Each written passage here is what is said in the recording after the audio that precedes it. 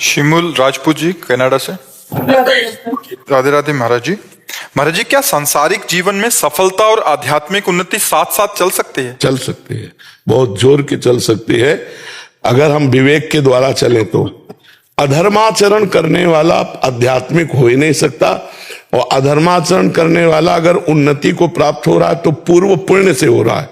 पूर्व का जो पुण्य है वो उसे उन्नति को दिखा रहा है, वो बहुत बुरी तरह नष्ट होगा। पहले हमें कवच पहनना पड़ेगा कि अधर्माचरण हमारे अंदर ना आने पावे। अब क्या क्या अधर्माचरण है, जब हम रोज सत्संग सुनेंगे तो हमें पता चलने लगेगा। और वैसे तो आपको बताएं, सबके हृदय में भगवान बैठे हैं और वो बता देते हैं ये गलत है।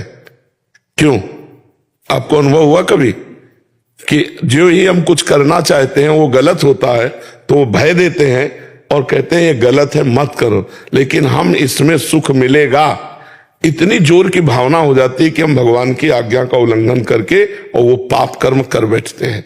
अगर हम पाप कर्म करेंगे तो अध्यात्म में चल ही नहीं पाएंगे। तो इसीलिए प्रायः संसारिक आदमी अध्यात्म को स्वीकार नहीं करता, क्योंकि वो पाप कर्म करता है। पापवंत कर सहज स्वभाव, भजन मोर ते भाव न काऊ, जो पे दुष्ट हृदय सोई होई, मोरे सन्मुख आव की सोई। वो पापाचरण के कारण अध्यात्म को स्वीकार नहीं करता। यदि पापाचरण त्याग कर दे तो अध्यात्म और सांसारिक उन्नति साथ साथ चलती जाएगी। चक्रवर्ती सम्राट महाराज अम्बरीश जी थे और महान भागवत भी थे। जनक जी परम ज्ञानी हैं और राजा भी हैं, तो साथ साथ दोनों बातें चल सकती है यदि गंदे आचरणों का त्याग कर दिया जाए तो। पर है कठिन, क्योंकि गंदा आचरण हम छोड़ नहीं पाते। गंदा आचरण होता कब है? जब हम मन के अनुसार चलते हैं। और गंदा आचरण छूटता कब है? जब हम शास्त्र के अनुसार चलते हैं। तस्मात् शास्त्रम प्रमाणमते कार्याकार्यो व्यवस्थितो। कार्य और अकार्य की व्यवस्था शास्त्रों में की गई। तो सब शास्त्रों का ज्ञान ना हो तो संतों का संग करो, तो वो सार बातें आपको सत्संग में सुनाते रहेंगे तो आपका ज्ञान प्रकाशित होता रहेगा। अगर हम शास्त्रीय ज्ञान के अनुसार अपने कर्म का अनुष्ठान करें, अब जैसे आप कोई पदाधिकारी हैं, आपको पता है घूस लेना कानूनी अपराध है और भागवतिक भी अपराध है, लेकिन कौन मानता है? आप विचार करो।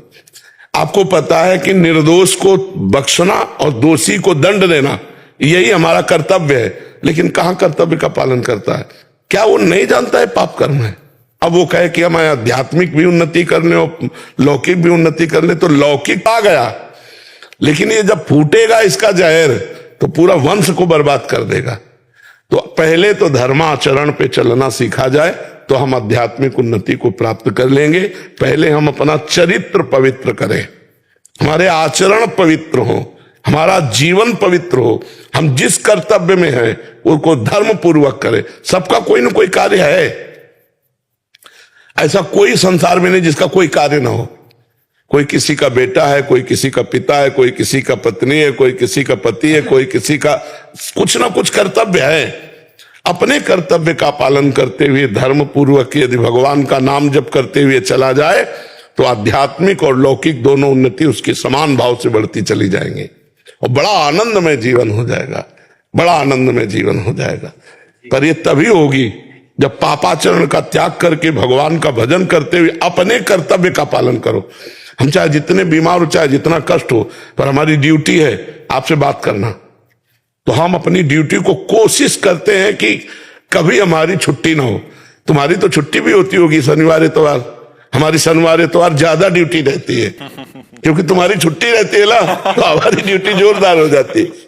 अपने कर्तव्य का धर्म पूर्वक पालन। तो तुम्हारा जो प्रश्न है कि लौकिक और आध्यात्मिक दोनों उन्नति अगर चाहिए तो पहला होगा चरित्र सही करो और धर्म से चलो, और दूसरों को शोषण करने की वृत्ति जो अंदर होती है उसका त्याग कर दो, अपने आप सब ठीक हो जाएगा। समझ पाए बच्चा? महाराज जी, धीरे धीरे इसका बहुत ज्यादा बढ़ रहा है महाराज जी, लोलुपता।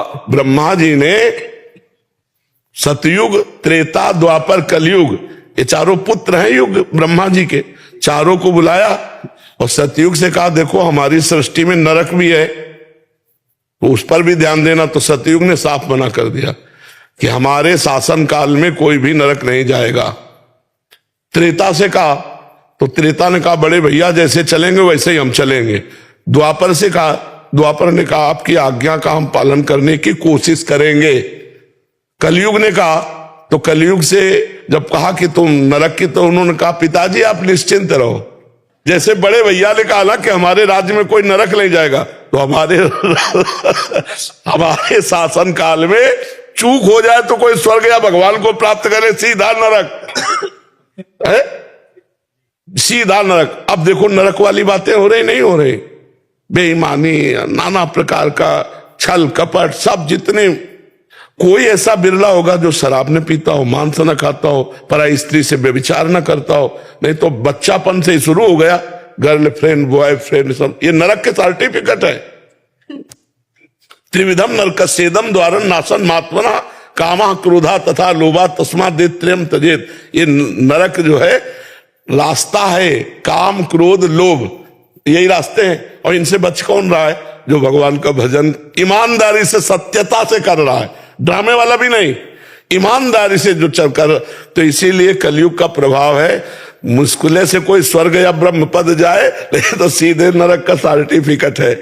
आप तो कलयुग को टक्कर दे रहे हैं फिर सब। हम भगवान के बल से, हमारी सामर्थ्य नहीं है, ये भगवान के नाम के बल से, भगवान की महिमा के बल से कुछ घसीट रहे हम भी, कि हमारी झोली में आवे तो ठाकुर जी तक भेजे, न नरक न स्वर्ग, सीधे भगवान, सीधे निकुंज, सीधे राधा रानी के चरणों में। सही पूछो तो भगवान किसको चाहिए? ये कोई बिरला चाहता है कि शरीर छूटे, इससे पहले मैं भगवान को प्राप्त हो जाऊं। इस आवागमन से मैं ऊब गया हूं, संसार के झूठे नकली प्यार से ऊब गया हूं। हे प्रभु, मैं आपको प्यार करना चाहता हूं, आपको पाना चाहता हूं।